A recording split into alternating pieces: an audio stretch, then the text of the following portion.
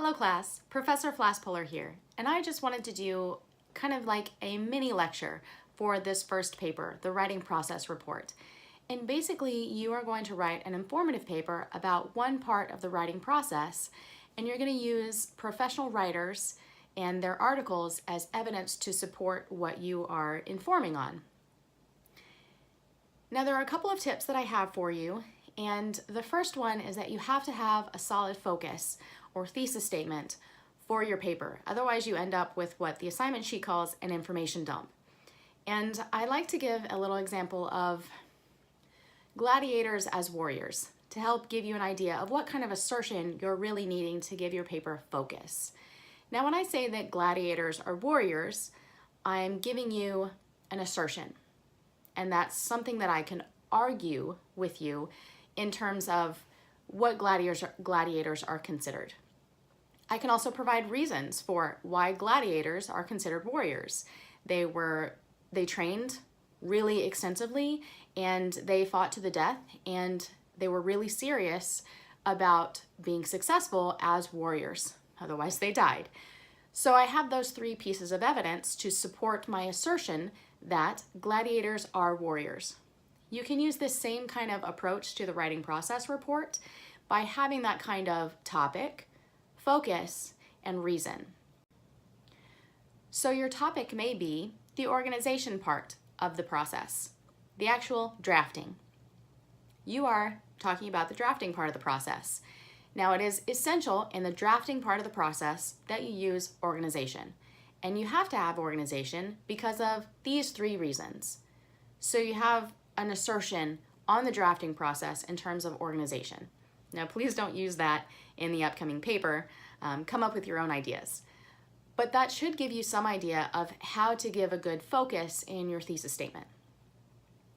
The second point is that you should write this paper in third person.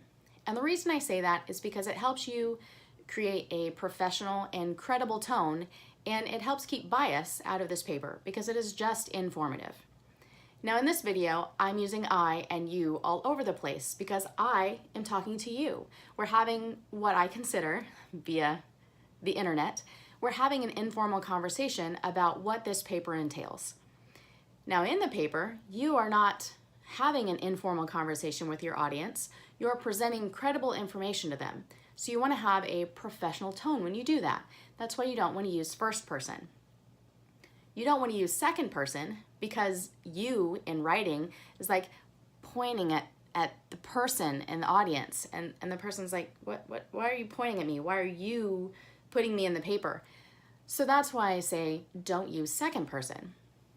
So if you say in third person, it helps create that credible tone and helps your audience be able to accept the things that you're presenting. My last couple of tips just involve the rough draft itself and in terms of the final draft. Now for the rough draft, even though it's considered a rough draft, I want you to revise it. I want you to turn in the best rough draft that you possibly can, because you're going to get feedback from both your peers and from me. And if you turn in kind of a half draft, you're not going to get the kind of feedback that will really help you improve and revise for the final draft. So the rough draft should be the best paper that you can make it, and then the final draft will be that much better. And I say that because the rough draft is based on completion. I'm grading whether you turned in the right number of pages, whether you talked on the right topic, whether you have a focus for your paper or if it is an information dump, and if you have the sources cited appropriately. I'm just checking that you have done the minimum to meet the requirements of the assignment. That means that you're not going to get graded for quality on the rough draft. That is completely different than the final draft, where I expect you to meet the expectations for the quality of the assignment. That means that everybody starts at a 70% and goes up or down from there. You either meet the expectations, which is a C, or you exceed the expectations, which is an A or B. And so there is a grading rubric for the final draft posted in the syllabus and also on the resources and materials section of the course.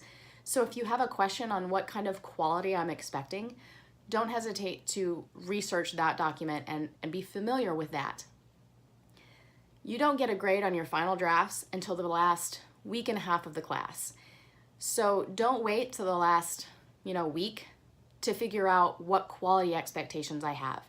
The better your rough draft is, the better your final draft will be. So put a lot of effort into that rough draft so that you won't have to work nearly as hard in that last week and a half of class where everything is bearing down on you. That being said, you do get rough draft feedback throughout the course. I believe this first paper is due the end of week 2, and then you have one due the end of week 4, and then you have one due the end of week 6. So you're getting your rough draft feedback throughout the course. Don't wait until a couple of days before the final draft is due before you start working on the rough draft and making it better. Because this class moves along and you write a lot. And if you don't work on the rough draft and revising that as you go along through the class, you're gonna fall behind because the last week and a half, the final drafts are due. Don't put that stress on yourself. Work ahead as much as possible. And if you have any questions about the class or this assignment, don't hesitate to ask.